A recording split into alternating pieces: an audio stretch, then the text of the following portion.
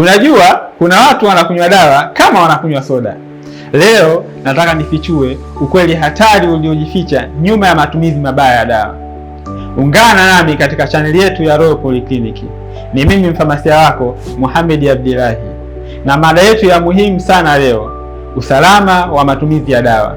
Ungana nami tujifunze pamoja. Unajua, ngoja nikupe hadithi fupi inayomhusu Aisha. Aisha aliumwa na kichwa. Alikunywa dawa aliyopewa na jirani yake. Maumivu yalipungua, lakini baada ya siku mbili alianza kupata matatizo ya tumbo na figo. Sababu alitumia dawa isiyomfaa na bila ushauri wa mtaalamu. Hii si hadithi ya kuogopesha, bali ni mambo yanatokea kila siku.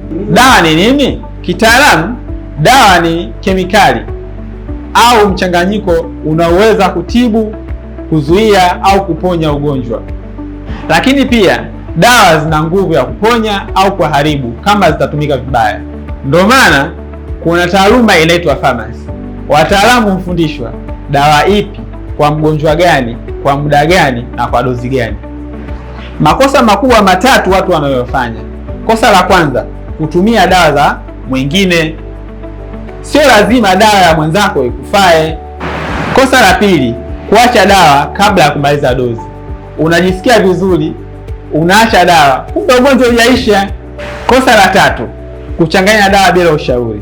Baadhi ya dawa zikichanganywa huwa ni sumu kwa ini au figo. Nafasi ya mfamasia ni ipi? Watu wengi wakisikia hospitali wanafikiria kuhusu daktari, lakini kuna mtaalamu wa muhimu sana anaitwa mfamasia.